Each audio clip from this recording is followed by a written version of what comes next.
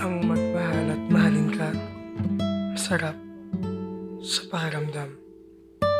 Ibibigay mo ang lahat-lahat, pero minsan, ang sarap, mapapalitan ng sakit na tila ba isang sugat sa puso na hindi mo alam kung gagaling pa ba o hindi na. Isang sugat na lumipas man ang panahon, nakatatak at nakatatak na. Sugat na mag-iiwan at mag-iiwan ng pilat sa iyong puso at buong pagkatao. Gustuhin mo mang kalimutan, pero kahit anong pilit mo, bakit nga kaya minsan ipagkatagidor din ang alaala? Naku boy, alak pa. Lagot ka na naman sa tatay mo. Shit!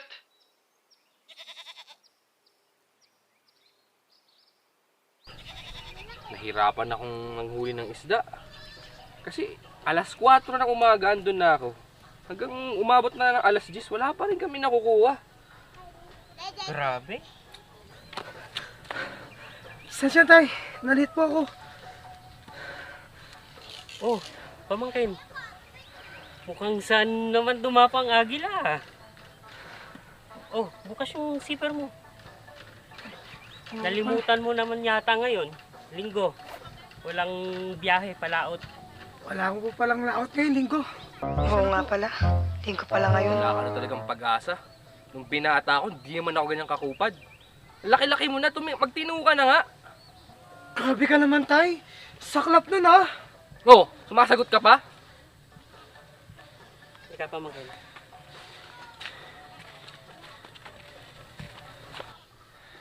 May pera ka ba dyan?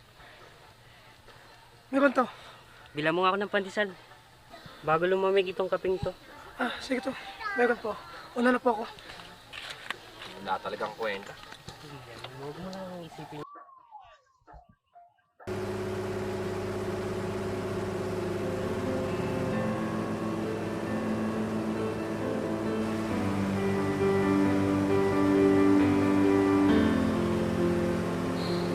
What a day!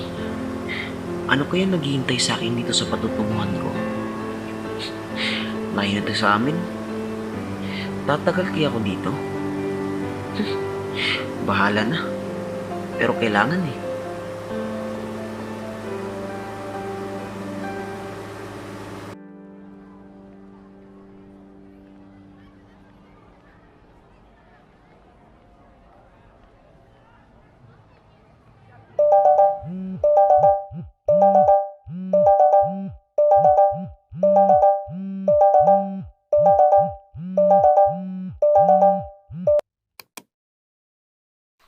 O, Tito. Opo, nandito na po ako. Kaliwa. Tapos, Tito. Ilo po. O, so, bali, kaliwa, Tito, tapos diretso. Sige po, Tito. Salamat po.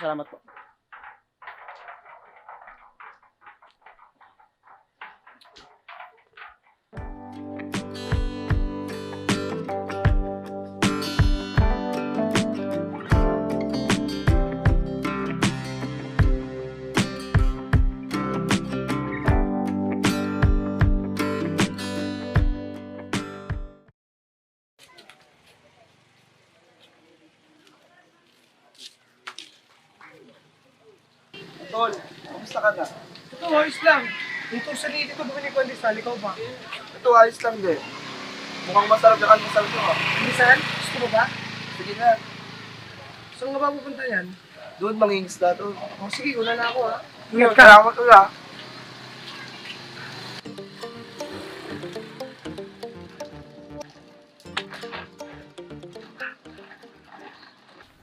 Tito, kamusta po? Pasok.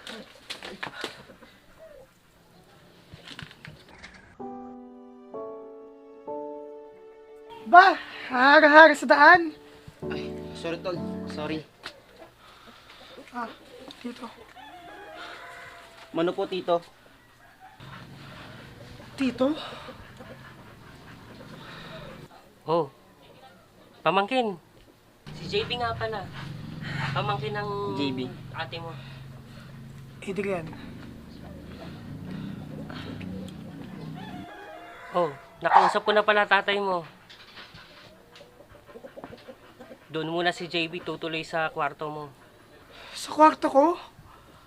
Oo, sana. Tay, may sumot na naman sa buhay ko. Pamangkin.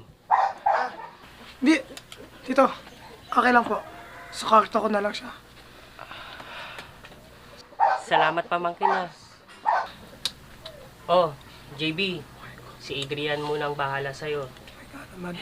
Sige po, Tito. Salamat po. Samahan ka sa kwarto ni Adrian. Sige to, una na po kami. Oh, ito lang yung kwarto ko.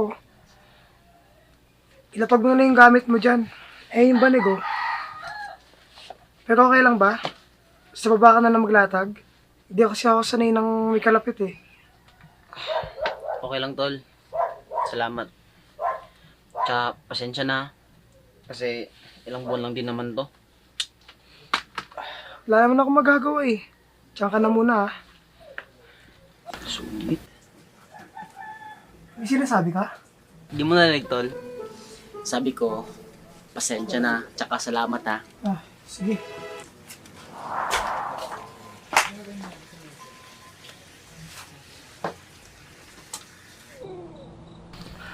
Asat ka na to, pre. Lang Uwi na. nga, tol. May asungot sa bahay namin. Sa kwarto ko pa makikituluyan. Bad trip ka ba dahil sa may kasama ka o dahil sa hindi ka makapag ano? Ano? Gusto ah! Anong masama dun? Kalibasa, may iba ka ng kasama eh, no? Kasama? Kahit ano dun. Sa kama, kasama, pareho lang yun eh. May chismis nga doon, pati anak ni Aling Delia, tinalo mo. Ay, Totoo ba yun, Tol? hindi yan totoo ah. Iba ka din eh, no? Bago ka na, uy.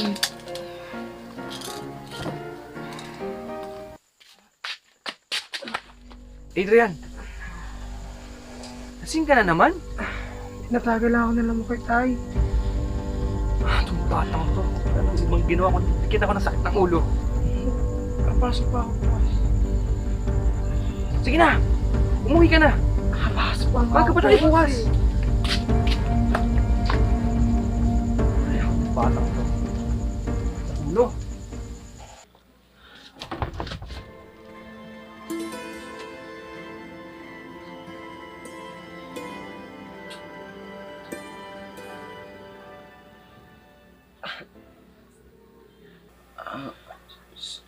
Sorry, Tol.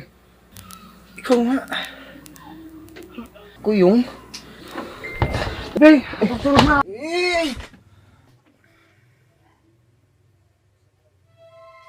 Tingnan mo nga naman.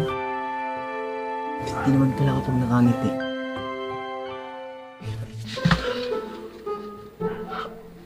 Ano daw? Cute? Ba't ko naman nasabing cute nung umag na to?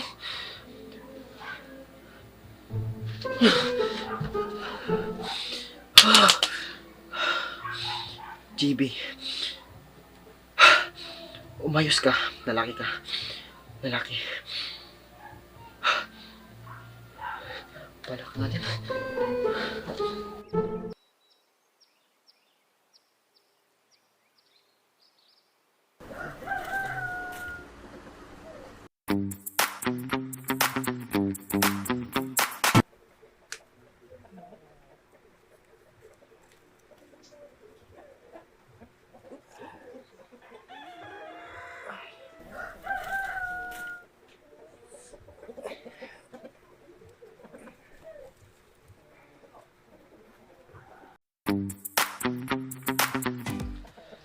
Ang hilig mo talagang humarang sa daan eh, no? May sinasabi ka? Wala, Tol. Sabi ko, pasensya na. Kasi nakaharang ako. May alis ba kayo ngayon, Tol? Ang pakay mo dun? Sasama sana kasi ako eh, kung papalakot kayo. Sasama? Anong gagawin mo dun? Magtatrabaho. Sa dagat? Alam mo bang ang puti-puti mo, mangingitim ka dun? Okay lang naman, tol. Pero, seryoso, sasama ka? Oo nga, tol. May problema ba dun? Hindi ko alam. Tay!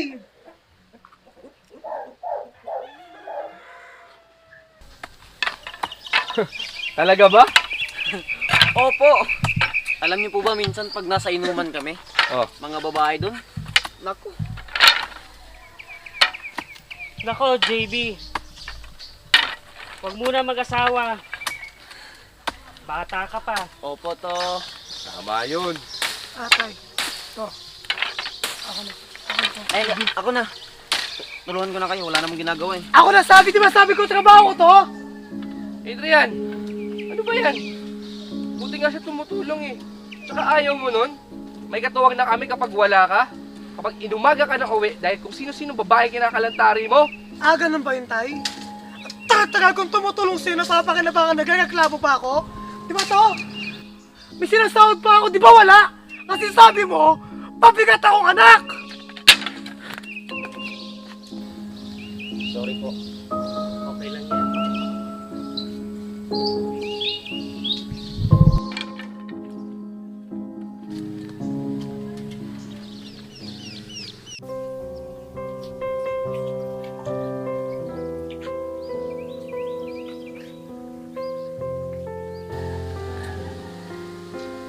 Pwede ba makiupo? Hindi mo po ka. Ang lawak-lawak ng lugar, oh.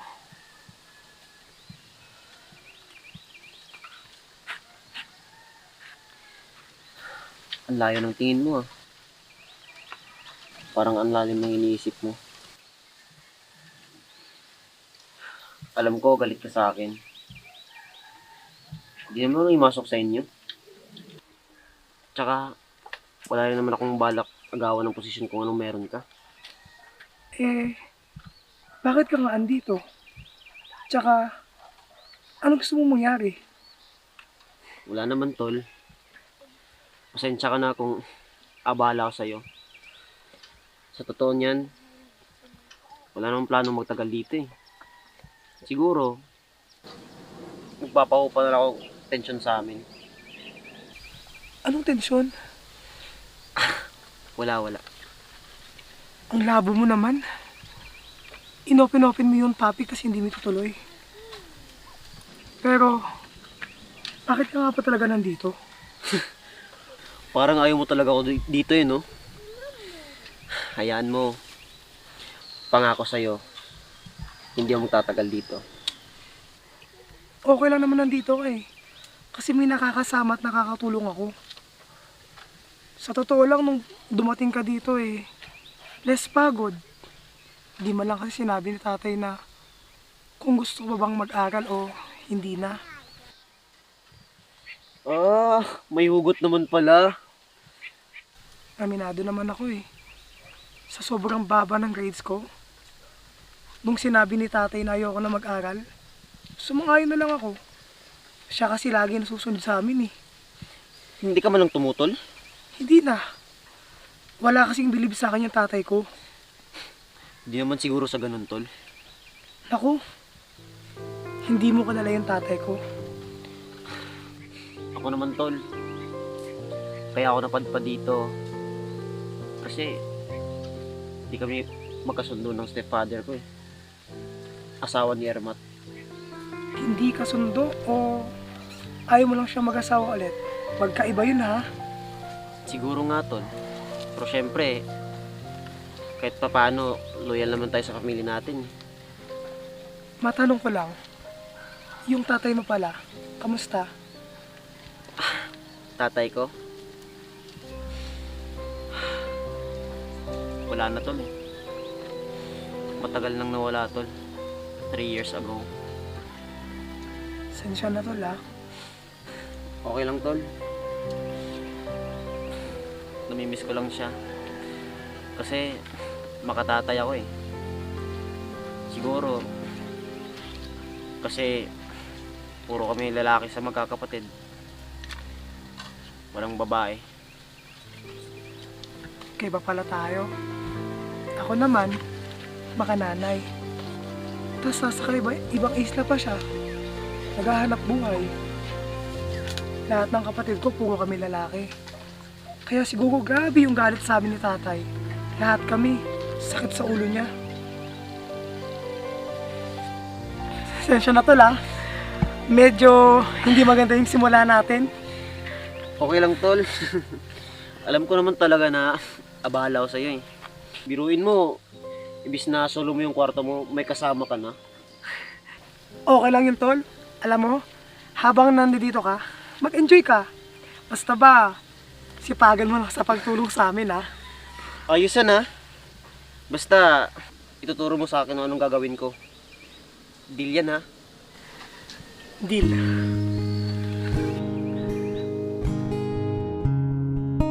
Ano? Kailangan mo pa ako? Alam mo, lagi kitang kailangan. Alam kong gusto mo rin. Hindi ako bakala, JP. Patayo kay tatay pag nalaman niyo to. Mabilis na naman yung 2 weeks, di ba? Basta, puntahan si JP. Di ka mahal nun, tol. Kung mahal ka ng tao, yung tao mismo lalapit sa'yo. Bakit ngayon ka lang tumawag? Pasensya na. Napagtanto ko na nadala lang din ako ng lungkot. Marami ng mga nangyari. Pero sana naman ipagpatawad mo. Mga kamay na minsan na nahiwalay. Maniniwala pa ba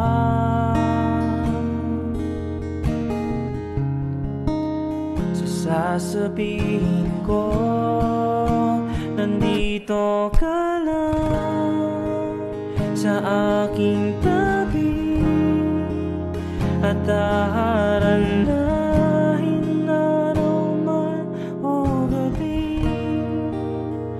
Dito ka lang sa aking tabi at di hayaang masaktan kang muli. Dito ka lang.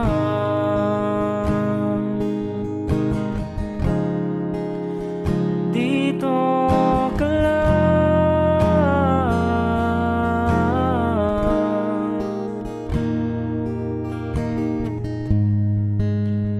Di nasasayangin tiwala na ibinigay sa akin. Pangakong di lilisan, ako sana'y iyong pakinggan. Maniniwala mo ba